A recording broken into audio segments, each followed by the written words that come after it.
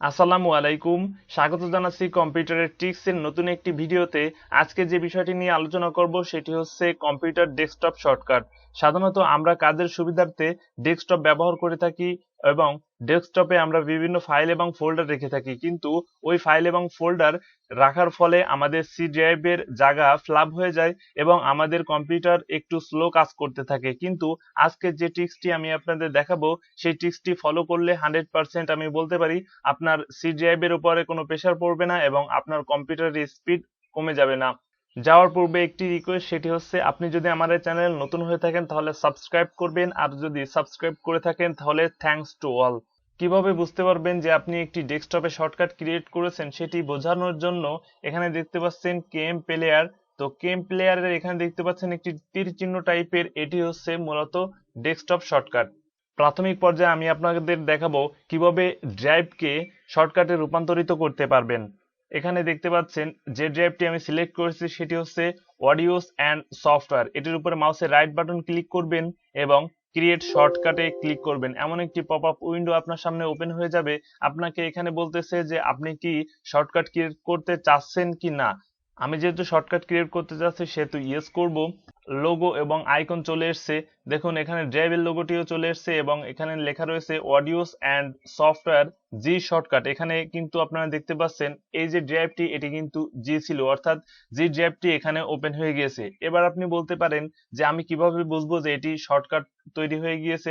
তো এখানে দেখতে পাচ্ছেন পূর্বে যেভাবে আমি বলেছিলাম কেম প্লেয়ার, যেভাবে দেখুন এই সাইডে যেমন একটি তীর চিহ্ন টাইপের রয়েছে, এখানেও কিন্তু তীর চিহ্ন টাইপের রয়েছে। তো এটি হচ্ছে শর্টকাট, আর এখানে লেখাই রয়েছে যে শর্টকাট। শর্টকাটটি ওপেন করতে হলে আমাদের এখানে মাউসের লেফট বাটন ডাবল ক্লিক করতে হবে। ওপেন হয়ে গিয়েছে এবং এখানে আমি অডিও ড্রাইভটিকে ওপেন করতেছি। তো দেখুন সেম জিনিস কিনা, অর্থাৎ সেম আমার শর্টকাটটিও যেভাবে বাম সাইডে যেটি আমি ওপেন করেছি এটি হচ্ছে শর্টকাট এবং ডান সাইডেরটি আমার মূল ড্রাইভ। আমি ড্রাইভ শর্টকাট ক্রিয়েট করা দেখালাম। এ পর্যায়ে আমি আপনাদের দেখাবো কিভাবে আপনারা ফোল্ডারকে শর্টকাট ক্রিয়েট করতে পারবেন। ইসলামিক যে ফোল্ডারটি দেখতে পাচ্ছেন এটির উপর মাউসের রাইট বাটন ক্লিক করব এবং সেন্ড টু ডেস্কটপ শর্টকাট। এবার আমার কিন্তু পপ আপ উইন্ডোটি ওপেন হয় নাই, যেহেতু এটি একটি ফোল্ডার তাই পপ আপ উইন্ডো ওপেন হবে না। এখানে দেখতে পাচ্ছেন ইসলামিক শর্টকাট হয়ে গিয়েছে, এখানে লেখা রয়েছে এবং এখানে তীর চিহ্ন টাইপের রয়েছে। এ পর্যায়ে কোনো একটি সফটওয়্যারকে আমি ডেস্কটপ শর্টকাট ক্রিয়েট করে দেখাবো। এটির জন্য স্টার্টে আপনারা ক্লিক করবেন। আমার ডান সাইডে যেহেতু অনেকগুলো অ্যাপস এখানে রয়েছে, আমাদের প্রয়োজনীয় যে অ্যাপসটি সেই অ্যাপসটি আমরা এখানে নিয়ে নিব।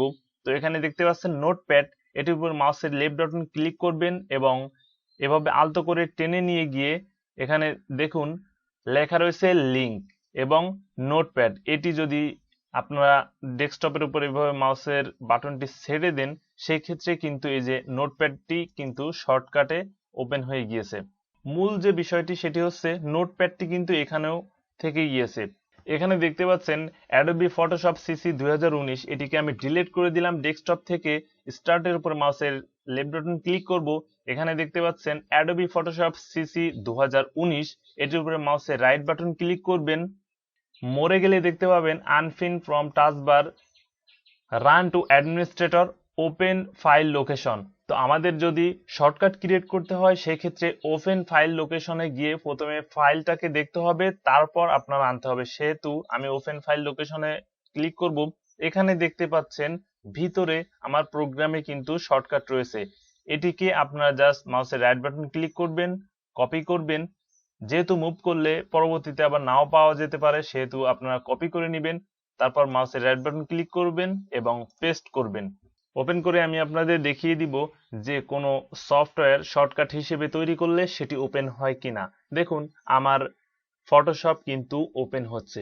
ভিডিওটি যদি ভালো লাগে তাহলে লাইক, কমেন্ট ও শেয়ার করবেন। নেক্সট টিউটোরিয়াল পর্যন্ত সবাই সুস্থ থাকবেন, ভালো থাকবেন। আল্লাহ হাফেজ।